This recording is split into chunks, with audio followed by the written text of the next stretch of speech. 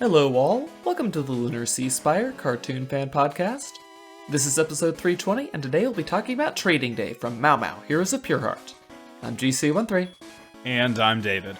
And we've made it to the body switch episode of Mao Mao. Yep. Still no professional wrestling episode, we'll keep our eyes peeled. Yep, every trope is slowly getting checked off, but in typical Mao Mao fashion, the trope is completely broken because our heroes do not swap bodies. They just pretend. I love the gag how both times Adorabat and Badgerclops make a big deal out of the, ooh, we're changing, and Mao Mao is miserable because of how the robo-arm works. Yeah, well, yeah. He also, neither time, is actually against what they're doing, and he never really even protests the whole idea of fake body switching, because he's too preoccupied with how horrifying the whole neural link system is. Yeah, that reminds me of Alpha Centauri, the mind-machine interface technology. Was it as disgusting as it was here? Well, you see, the technology leaves it very vague. All we know is that the leader of the UN faction finds it to be a horrific interface hidden behind a bland acronym, MMI. That's the technology that gets you helicopters. I was never able to figure out what was so bad about it. But the helicopters do allow you to murder the ever-loving daylights out of enemies, so it can't be great. Much like Badgerclops' arm cannon. I mean, I don't want to say that's all he's good for. He's a technological wizard, and he's able to handle such a temperamental piece of equipment, so he's obviously a very smart guy, when he wants to be. To clarify, previously heretofore, not stubborn piece of technology. We've never seen this angle of Badgerclops' arms personality before. That's because Badgerclops knows how to handle it. Does he, though? So the great thing about this episode is not just that the trope is broken because they all are pretending, but actually none of them experience problems of the person that they would normally experience, right? Adorabat has no problem getting bullied at school. She demonstrates that very clearly. Badgerclops doesn't have any problem with his arm cannon. I'm not even sure that he could, because they're the same. They're so much the same that it almost makes me wonder if the arm cannon is the intelligence, and it's melded with him and controls him. Fascinating. I know. And then Adorabat just thinks she's Batman. I don't even think she knows who Mao Mao is, and Mao Mao doesn't care about the citizens, really. So Adorabat's problem that she's just kind of messing everything up is really the most general of the three.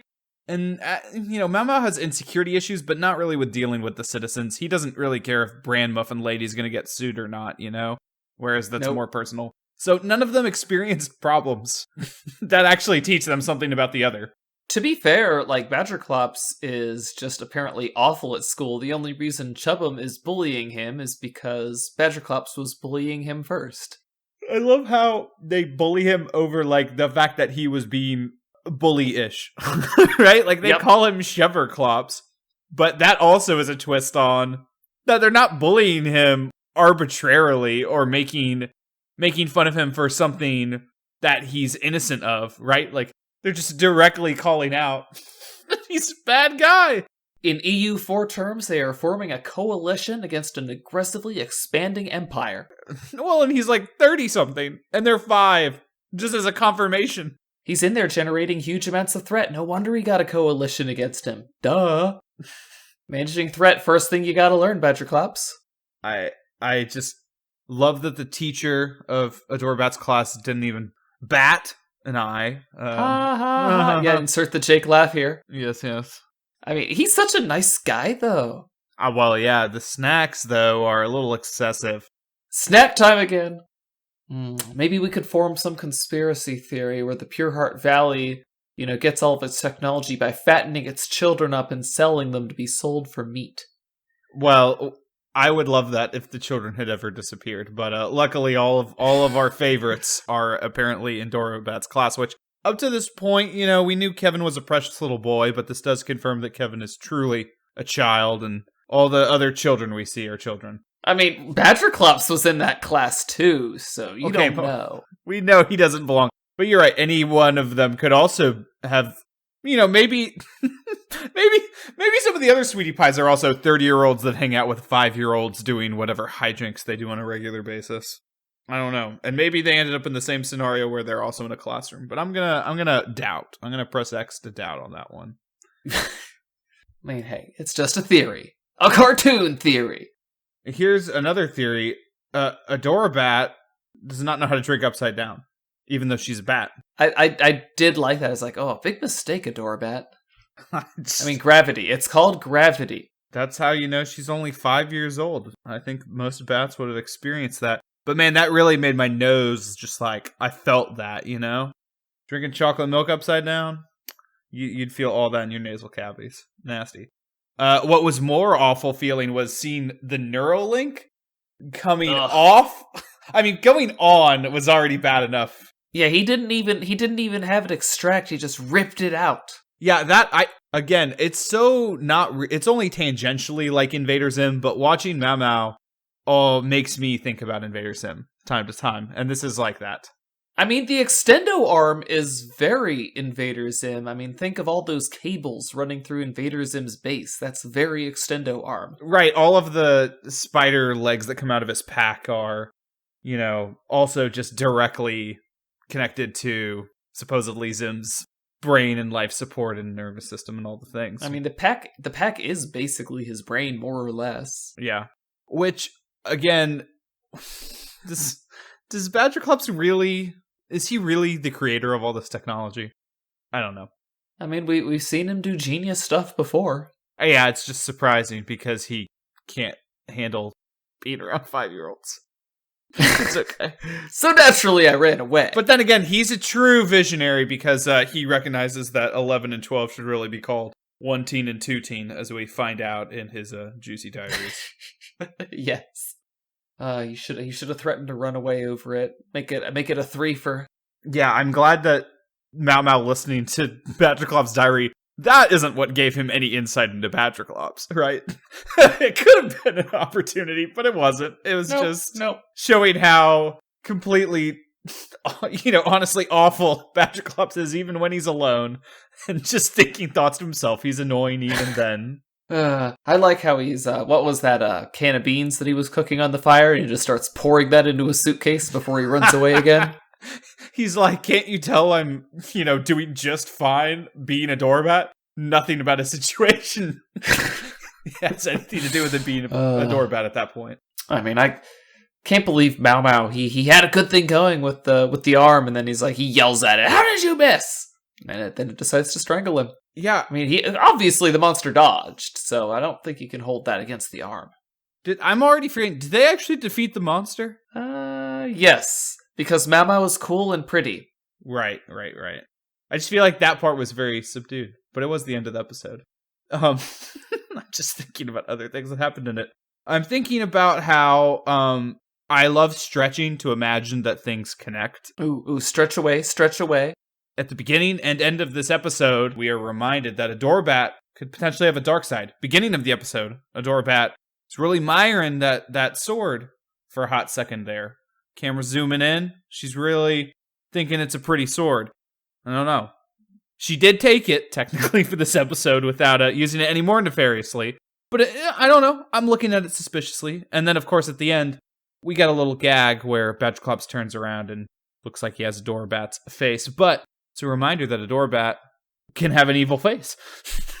Does this connect the pieces? Didn't Adorabat declare herself to be the queen to Chabum? Like, we were talking about replacements for King Snugglemane in a previous episode, and I think we agreed that Adorabat was the best replacement. I'm just saying. Yeah. They're playing the long game with Adorabat. That is a long game. I don't understand what problem she has at school. She's completely terrified all the children and subdued them, and they don't actually learn anything. So what's the problem? They learn what color leaves are. And yeah, Adorabat might not know that. I don't know. Well, she's spending too much time hanging out with the sheriff's department. She's not tending to her education. I guess Adorabat would feel really uncomfortable doing anything other than adventuring and learning under Mao Mao, so maybe that's what's the most torturous part of school. I don't know. She enjoys cooking. Well, you don't get to cook in that class. Well, she has a rich inner life. Hmm. I guess we'll get there in 3 weeks when we talk about Head Chef. So I want to rank their lives are not equivalent. I think we can decide who actually has the easiest life to the hardest life. Hardest life, my vote's in for Mao Mao. Easiest, I agree, it's Badgerclops. That's my hot take. I don't know, Adorabat has it pretty easy. I mean, at least she is very well equipped to handle it. Let's put it that way. I think she's more dedicated to what she's doing than Badgerclops. Therefore, their commitment makes their lives easier, not... Although, actually, you know what? Maybe it's more of a Sokka situation with Badgerclops, which is he creates his own misery in life. So maybe, even though his life should be easy, he's making it hard on himself. I think instead of ranking how easy their lives are normally, I think it's much more interesting to rank who had the worst trading day. Okay, but unambiguously, that's Mao Mao, right? I don't know. I think, well, okay, yeah, the arm did try to kill him. So, okay, I'll give you Mao Mao. But after that, I think Badgerclops had a pretty hard fail himself. Yeah, again, like we said, he made it to camping in the far outskirts of town and was dumping beans in a backpack. Being pursued by kindergartners. Right, that was the threat, so. So that leaves the girl who got the muffin stand sued into oblivion as the one having the best trading day, I guess. Yeah, hopefully that lawsuit didn't happen. Yeah, I mean, would Pinky even be able to afford an attorney? Maybe he could steal one, but... Well, don't you have the right to... Do they have the right to representation in court? Well, that's only in... well, if we're going by American law, that's only in criminal cases. And if you want civil justice, you need to finance your own justice. Nobody's going to finance your justice for you. Oh, wow. Or you represent yourself. Okay. Which means you lose by default, basically. Yikes. Yeah, and that was the easiest day. So I guess we can only hope that Pinky does not manage to steal a lawyer. He'd do it, too.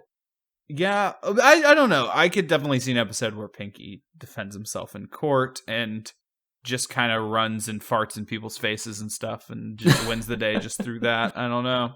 Yeah, King Snugglemane is the judge and accidentally renders the wrong verdict. He wasn't paying attention, so he plays Eeny, Meeny, Miny, Mo. Right. Pinky is, like, jumping, so no matter where he's pointing at Pinky. Yeah. That's what I'm thinking, like, winning through chaos, and that's a perfect chaotic scenario. Also, I can just see the cuts of him, like, jumping obnoxiously in front of the finger. That's a good scene. Again, GC, I hope you're writing letters. I'll send you the postage. You need to be sending letters to CN every time we finish one of these podcasts, and you've pitched one of these ideas. Yep. It's pure brilliance. If only I could draw, I'd be on the board team for sure. So, I think Mao Mao actually learned the most this episode, or at least he was the closest to growing into the role of being Badgerclops before, making the mistake it went horribly wrong. Right. Well, he just has a really, really short patience. We know him and love him for it. Yeah. But I think he could have made it past that day, potentially. The others, not so much. Well, I mean, he has the most heroic experience, and Adorabat's trying to perform on a legendary level immediately. She needs to scaffold her way up there. Yeah, or live another, 15 years. At least. I cannot teach this one. She has no patience. If she could just yell down enemies, but monsters in the valley don't really care. No, I mean, that would actually be funny if she had it would have to be a cow monster, and she could literally cow it by yelling at it. Oh my god. I appreciate the pun, the very intelligent pun. Well, that is everything that happened in this episode. So, I mean, everything. I mean, Adorabat ate bugs. We didn't even talk about that. I wish there was something more profound I could say. It's really, every episode is so inspirational for profundity that it's disappointing when I can't reach it. No, this was a very classic episode of Mao Mao. Pretty easily rewatchable, ties into their absolute basic worst aspects of their identities and plays on them. So definitely enjoyable, and all the classic horrible grotesqueness of Badgerclops' arm making me miss Invader Zim. And I really love the impermanence of his arm. At first you might think that there is an arm underneath there, especially with like the nail claws poking through. But nope, in fact it is just an arm, and I don't think he has an arm underneath it, and he has several replacements. Yeah, I mean, you've seen hasn't he had his arm cut off before with no problems? I think so. Or it's popped off somehow. What they could have gone is they could have gone the Mosenrath route from Aladdin and have him have a skeleton under there. Yeah, now I want to look up how it's come off before. I just think that they could get away with that on the show. Mao Mao has cut it off before. I think he cuts it in the next episode, actually. I don't know if he cuts it off in others, but I do know the next episode he does. So I guess it just Neuralinks on his shoulder then, unlike Mao Mao's much more horrifying full arm linkage. Maybe Badgerclops carries the second arm just in case he needs to do the double arm cannon. It is his forbidden technique. I'm finally remembering what this was actually reminding me of, which was when, I guess, She-Ra Season 4 spoilers, but Catra had the chip on her neck, and that was also very delicate and horrifying. So imagine that just being ripped off her neck like Mao Mao. Well, didn't we establish that would be awful? That would have killed her, I think. So Mao Mao's really... He's a tough customer. Anyway, guys, that's it for us on Trading Day. Join us next week. Until then, I'm GC13. And I'm David. Don't forget to leave us a review anywhere you listen to podcasts. Later, everybody.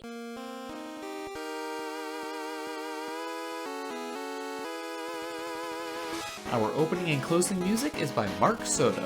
For more cartoon-related content, please visit lunarceasefire.com.